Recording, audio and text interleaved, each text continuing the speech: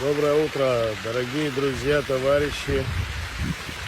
Так как мы недавно с вами договаривались эту практику применять, так как это в принципе работает, я бы хотел с вашей помощью, с помощью вашей поддержки в сети обратиться к руководству страны.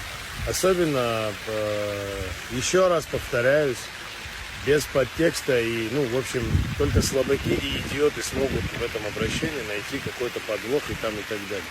А вам, уважаемые руководители, если донесут информацию в искаженном виде и вы на нее поведетесь, это просто будет не красить только вас. Значит, вы не способны, не в состоянии руководить тем, чем вы руководите.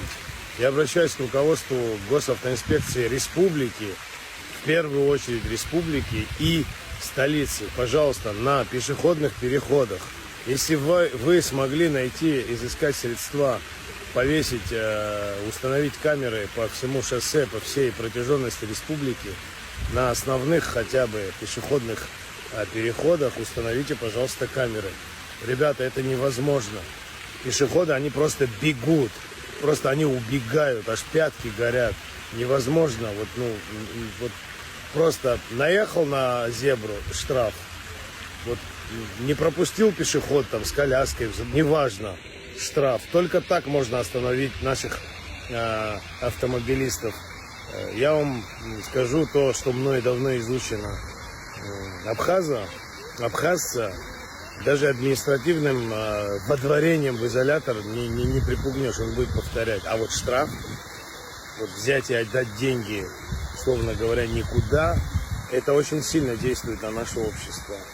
Обратите на это внимание, немножко и социально-психологическую тоже форму изучите своего общества, пожалуйста.